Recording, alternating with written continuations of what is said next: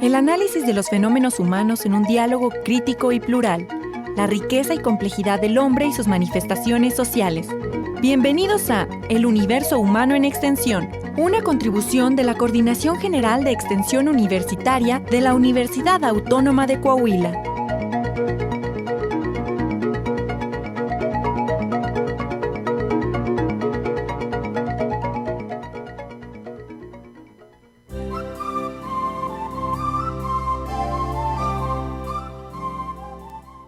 Hola, ¿qué tal? Muy buenas tardes. Bienvenidos a su programa, El Universo Humano en Extensión. Esta es una aportación. Vengo corriendo, me van a disculpar. Esta es una aportación de la Coordinación General de Extensión Universitaria de la Universidad Autónoma de Coahuila. Escúchenos todos los viernes a las 2 de la tarde en el 104.1 de frecuencia modulada. Les saluda a su amigo Ernesto Duque Padilla. Y como siempre, estamos en la conducción del programa, su servidora Zaida Morlet. Esta es una aportación de la Coordinación General de Extensión Universitaria, entre otras muchas que tenemos aquí en Radio Universidad. Estamos transmitiendo en vivo hoy viernes 1 de abril de 2016 desde las instalaciones de Radio Universidad 104.1. También les recordamos las líneas de comunicación. Directo a cabina al 482-6995. Tenemos nuestro Facebook, El Universo Humano en Extensión, también el canal de YouTube. Si gusta puede enviarnos un correo a elunihextension@gmail.com. Pero sobre todo, los invitamos a visitar nuestro sitio de internet ernestoduque.com. Allí encontrará este y todos nuestros programas anteriores. Efectivamente, estamos transmitiendo completamente en vivo desde la cabina estudio del 104.1 de frecuencia modulada de Radio Universidad, precisamente al finalizar ya esta semana de Pascua, para muchos todavía de vacaciones, sobre todo en los centros de estudio, no seguramente en todos los centros de trabajo. Bien, pues el programa del día de hoy es muy interesante, créanme, vamos a estar hablando sobre algo que hemos denominado transhumano, y tiene que ver con ese uso de la tecnología incorporada al cuerpo, lo que se llaman los cyborgs, que viene de estas dos palabras, de lo cibernético y lo orgánico, es una fusión. Y para eso vamos a tener una entrevista, una amplia entrevista con Alberto Sladoña Seyman, psicoanalista, miembro de la Escuela Lacaniana de Psicoanálisis, a Buenos Aires. Mientras eso sucede, porque eso será el primer corte al punto de las 2:15. Así es, después de nuestro primer corte musical.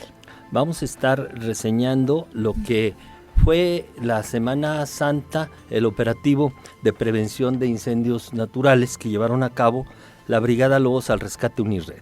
De hecho, les enviamos un saludo a nuestros compañeros Octavio Delgado y Juan de Labra, que se encuentran en estos momentos en la oficina de la Coordinación General de Extensión Universitaria, pues ahí realizando los reportes de esta intensa actividad que realizaron desde la semana anterior. Como todos los años, por ahí ustedes encontraron, si fueron por el Cañón de Jamé, si fueron a Los Lirios, a Mesa de las Tablas, operativos con estudiantes en un programa que se llama Adopta un Bosque, en el que cooperan distintas instituciones de educación con jóvenes brigadistas voluntarios. El programa para la universidad ya tiene muchos años, empezamos en el año 2000, trabajando campañas de prevención, y tenemos que cuidar nuestros bosques, nuestras zonas naturales. Ustedes saben que hay un incendio ahora mismo en la parte de Nuevo León que se inició por la explosión de una cabaña, de algún tanque de gas o algo así, y eso amenaza con rebasar la frontera para nuestro estado, que para la geografía natural de nuestro entorno no existen. A final de cuentas es pérdida para todos ese incendio. Pues en Semana Santa es más frecuente que ocurran estos fenómenos porque es la temporada vacacional, y pues la mayoría, como es el caso, se deben a negligencias humanas. Entonces pues tenemos que tratar de evitar en lo posible, dado que, como decía, hay muchos paseantes en la sierra, y bueno, pues disfrutando de estos paisajes tan hermosos es fácil encender una fogata, tirar una colilla de cigarro encendida o prender carbón para preparar carne asada. Eso está ya prohibido desde hace algunos años, pero hay que hacerlo efectivo, hay que vigilar las zonas, prevenir y orientar a los visitantes, y eso lo hacen nuestros muchachos en algunos digamos retenes, no es son como estaciones de servicio, estaciones, ¿no? ¿Verdad? Sí, que así sería es. inapropiado decirlo así. Y bueno, pues ¿cuáles fueron los resultados, Aida, de este operativo de esta Semana Santa? Tenemos, primeramente fueron 43 estudiantes de servicio social y voluntarios de escuelas de nuestra universidad, como el Ateneo Fuente, el Instituto de Ciencias y Humanidades, la Preparatoria Mariano Narváez, la Facultad de Derecho, Facultad de Enfermería, Arquitectura e Ingeniería. También realizaron algunas encuestas y exhortaron a los visitantes, a los conductores, para que no enciendan fogatas, no tiren colillas de cigarro, pero sobre todo no tiren basura. Se contabilizaron 9.165 paseantes en 2.095 vehículos. Es muy importante señalar que también algunas basuras, algunos desechos son generadores de fuego, no hacen combustión, entonces también hay que tener mucho cuidado con la basura. Además, se captaron más de 3 toneladas de basura en el cañón de Los Lirios, en el arroyo de esa zona, en el arroyo conocido como Los Lirios. Además de exhortar a la población a cuidar el ambiente, pues también ellos actúan realizando labores de limpieza y desasole de algunas de estas zonas. Sobre todo en esta ocasión, porque creo yo que no estaba previsto la brigada de limpieza concretamente. Pero bueno, pues nos encontramos en un entorno muy, muy deteriorado. No hay que decirlo, no hay contenedores de basura, no hay un programa de recolección en la sierra. Por lo menos eso es lo que alcanza nuestra vista, y sin embargo sí una gran acumulación de desperdicios. Y entonces ahí José María González Lara, que es el coordinador general de Extensión Universitaria, pues puso a los muchachos y él mismo con todos los colaboradores a trabajar en ese servicio. Sí, pone el ejemplo, porque además pareciera ser que no solo no se debe contaminar, sino que ahí es el basurero. Estaban comentando los voluntarios que encuentran en ocasiones llantas de trailers, autopartes, o sea, un nivel de contaminación muy, muy intenso ahí, de unos desechos muy, pues que no son muy propios, ¿verdad? No es simple basura, sino incluso son autopartes. Y entonces hay dos problemas que tenemos ahí. El deterioro directo que ocasiona la basura y las sustancias tóxicas que lleva, y luego pues el riesgo de incendio. Recuerden ustedes que cristales, bolsas de plástico y otros elementos pueden facilitar la combustión. Que se produzca una combustión, ¿no?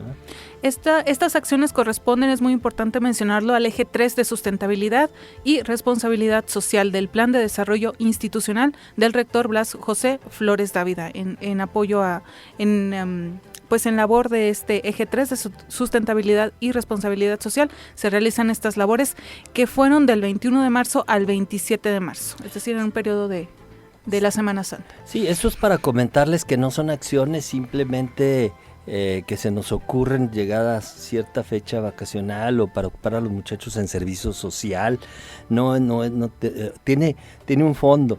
Es decir, responde a una política pública de educación superior que ha incorporado la universidad en la formación integral de los estudiantes, de manera que estos lineamientos orientan los programas que tenemos. Hay cierta coherencia, porque pues todos tenemos labores de servicio comunitario que son altruistas y muy nobles, pero eso desorganizadamente pierde efectividad, y en la universidad no. Tiene que ver con esto, y tiene que ver también con la organización de la UNIRED, la Red Universitaria de Atención y Prevención de Desastres, que preside la Universidad Autónoma de Coahuila. Es un programa nacional que reúne más de 70 universidades de todo el país y que cuenta con manuales operativos y de actividad que permiten la organización de los brigadistas y el trabajo que estamos haciendo. Sobre todo cuando hay desastres naturales en consecuencia de damnificados o población afectada que se les tiene que socorrer. Entonces hacemos colectas, todas las escuelas de la universidad se constituyen en centros de acopio, y para eso se requiere la organización de la UNIRED. Pero también en labores de prevención, o sea, no solo de reacción, sino también de prevención, como es el caso de Lobos al Rescate, previniendo, exhortando, motivando a la población, a los visitantes, pues a que cuiden el medio ambiente, a que recojan su basura, a respetar todo este ecosistema, ¿no? Digo, vienen de visita, bueno, pues hay que cuidar el ambiente. Bueno, por eso agradecemos y enviamos un cordial saludo a alumnos de la Ateneo Fuente, de la Escuela de Bachilleres Dr. Mariano Narváez, del Instituto de Ciencias y Humanidades, de la Escuela de Arquitectura o Facultad de la Facultad de Arquitectura e Ingeniería, de la Facultad de Derecho y de la Escuela de Licenciatura en Enfermería. Y desde luego al personal de Extensión Universitaria, de la Coordinación General de Extensión Universitaria a cargo de José María González Lara, encabezado por Mariano Guerra Hernández. Y ahí está Alejandro Salas, Alejandro Aguirre, Juan de Labra, Octavio Delgado. Un saludo para todos ellos.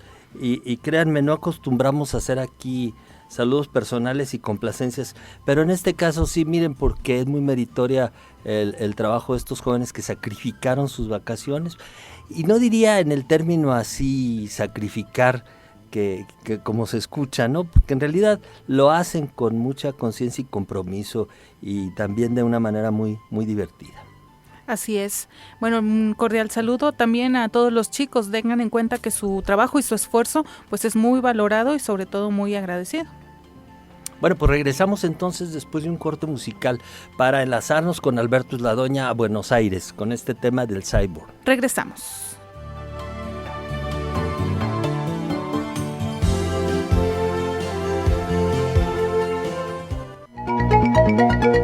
Estás escuchando El Universo Humano en Extensión. Continuamos.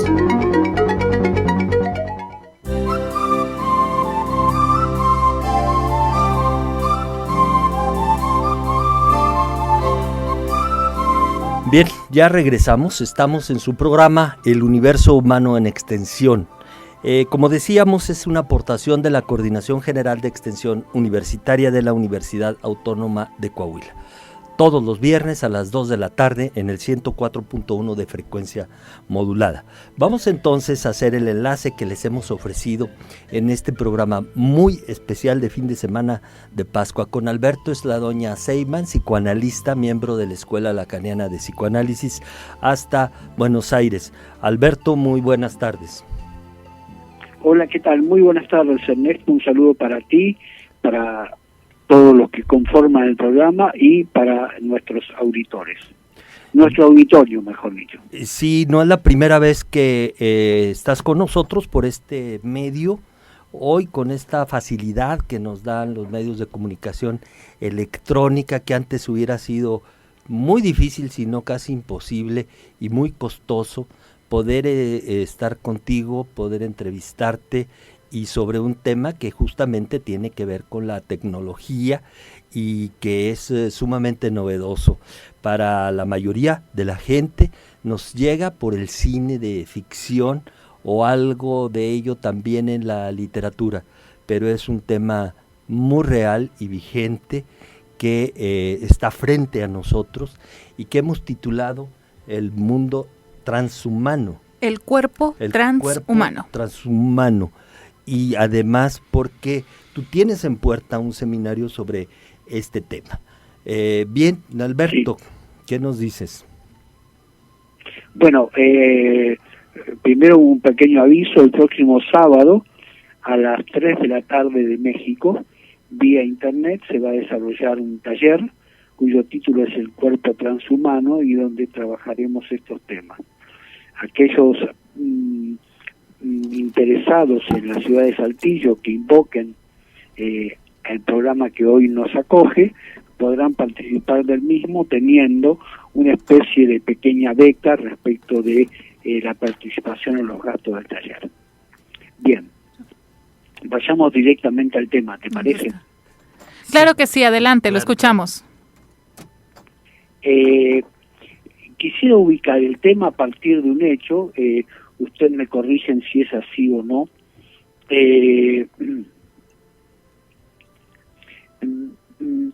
En la ciudad de Saltillo ya se debe haber estrenado, o ustedes conocen la película que se llama La chica danesa. Sí, ese es un film. ¿Es así o no? Un film del 2015, ¿no? Sí, de hecho sí. Es un libro que fue adaptado a finales del año pasado y de hecho ya se exhibió aquí en Saltillo. Bueno, allí aparece, más o menos relatada, la vida de Einar, quien en 1931 se somete a una polémica operación para cambiarse de sexo y convertirse en mujer. Einar era un famoso pintor, muy famoso, y pasa a llamarse a partir de allí Lili Elbe. Lili Elbe dice en la película y también en el libro que tú acabas de mencionar que se desprendió del disfraz de Einar, el pintor que antes llevaba. Esto es muy interesante. No es que ella diga yo llevaba una vida en un cuerpo equivocado, sino dice Lili Elbe que se desprendió del disfraz de Einar, el pintor, se sacó el disfraz de hombre. Su cirujano, quien hizo la operación, fue nada más y nada menos que Magnus Hirschfeld. Fue un médico, sexólogo, judío alemán, defensor del derecho a aborto, con lo cual siempre tenía denuncias penales en su contra, y activista defensor de los derechos de los homosexuales. En 1908 él publica en la revista de Sexología, que era una revista en la cual colaboraba Freud, un artículo, y Freud utiliza los artículos de esa revista para justificar que él se ponga a escribir y publicar los 3 ensayos de una teoría sexual. Les explico. Freud tenía que justificar ante las autoridades vienesas que él iba a hacer un tratamiento científico de la sexualidad, porque si no, lo metían preso por convocar actividades perversas. ¿Se entiende? Solamente él tenía que demostrar, eso está en una primer cita a pie de página, de los 3 ensayos de teoría sexual, que él se basaba en teoría científica, que el tema era un tema científico y no era el tema de un obseso sexual. ¿Se entendió esto que acabo de decir? Y sí, yo precisamente pensaba en qué relación había con el movimiento que Freud sostenía, el movimiento que Freud sostenía en Viena hacia esas fechas, y era pues el psicoanálisis naciendo en su presentación oficial, creo, ¿no? Sí, y en el marco de una sociedad donde hablar de la sexualidad en público estaba prohibido y penado por la ley, e incluso era perseguido penalmente. Yo no sé cómo hacían para agarrar a los acusados. Era perseguido penalmente aquel que practicara la masturbación.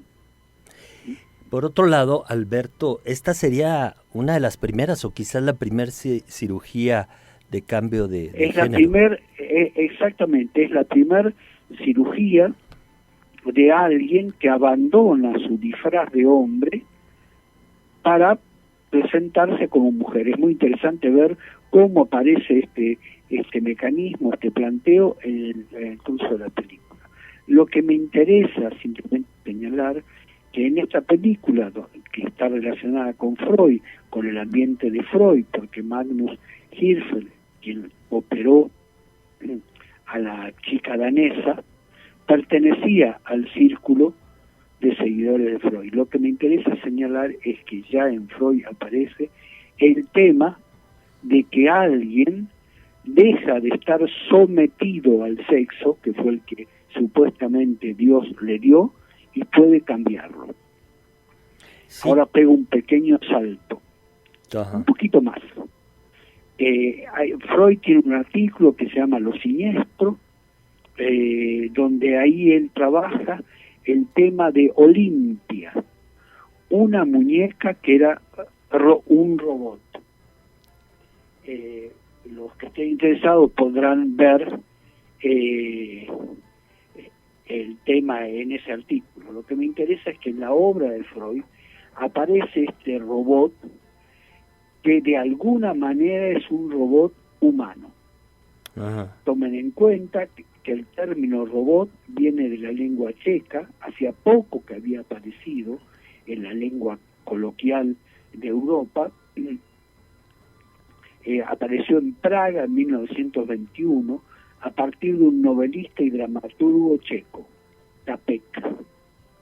La obra que este escritor escribió tuvo un importante éxito, fue muy inmediato. Incluso muchos teatros la colocaron tanto en Europa como en Estados Unidos. Otra vez, lo que me interesa indicar cómo Freud estaba al tanto de las novedades, de hechos que empezaban a hacer borrosa la frontera entre lo que es humano y lo que no es humano, entre lo artificial y lo supuestamente natural. No sé si eso les queda claro. Y sí, bueno, y de ahí tú mencionas ahora en el argumento, presentación que haces para este taller o seminario, el caso de Neil Harbinson, que creo que es... Exactamente. Sí, bueno, que es ahora sí lo que se conoce como un cyborg.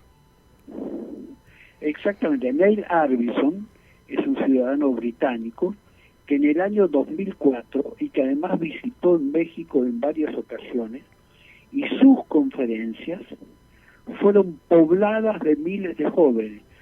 Ernesto, te puedo asegurar que no exagero, él dio una conferencia en Sinaloa, lo fueron a ver 7.000 jóvenes, no, 11.000. Después dio otra conferencia en Puebla donde asistieron 7.000 jóvenes. Es muy interesante, mientras que alrededor de 20.000 jóvenes conocen a Neil Harbinson, en los medios psicoanalíticos, filosóficos y de la literatura de América Latina, esto aparece como una incógnita, sobre todo con la idea de que, como tú dijiste bien, solamente son elementos de ciencia ficción, y si aparece algo de eso solamente sería para los países súper desarrollados, ¿no? Esa extraña teoría genética, psicogenética de la economía. Pero bueno, quiero volver al tema. Neil Harbinson, en el año 2004, fue reconocido como cyborg. Él tiene un pasaporte donde en el lugar donde tiene que decir hombre o mujer dice cyborg. Fue un pasaporte porque si él no tenía ese pasaporte no podía circular, no podía moverse, fundamentalmente para viajar en los aeropuertos, porque debido a que él tiene en su cabeza una antena que conecta la antena a un chip a su cerebro, no lo dejaban viajar. Entonces es el primer humano que dejó de ser humano para ser un cyborg humano. De aquí el nombre del taller, el cuerpo transhumano. Quisiera, como pequeño detalle, obviamente si ustedes me tienen que hacer alguna pregunta o responder o criticar lo que estoy diciendo, me dicen y hablan ustedes. Sí, gracias. Gracias, Alberto. Lo que me parece importante es que Neil Harbinson es el primer cyborg humano que, miren qué importante, puede escuchar los colores. Incluso él indica que la prótesis que tiene ya no es una sustitución de otra cosa, sino que es parte de su cuerpo, no es una metáfora, él vive así. Una de las condiciones del concepto de cyborg que presentó hace un tiempo una vecina cercana a ustedes del otro lado de la frontera, Donna Haraway.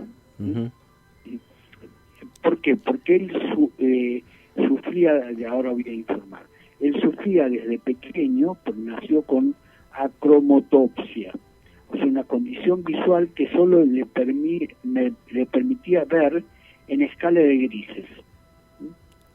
Por ejemplo, él quería conocer el color del pasto o del arco iris, y entonces comenzó a trabajar con un ingeniero informático, Adam Montandon, y diseñó una antena, si ustedes quieren, ¿por qué no?, haciendo una rememoranza con las mitologías hindúes, un tercer ojo electrónico, finito y curvado como el de los insectos, que está implantado en su cerebro y le permite percibir los colores mediante vibraciones, como frecuencias sonoras. es muy importante esta cuestión.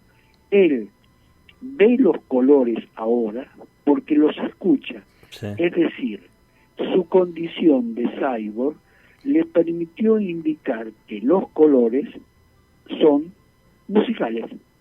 Bien. El tema está muy interesante, muy de actualidad. Vamos a continuar con esto después del corte de la institucional. media hora, el corte institucional. Y regresamos, Alberto. Bueno, muy bien. Continuamos. El Universo Humano en Extensión. Recuerde, 482-6995.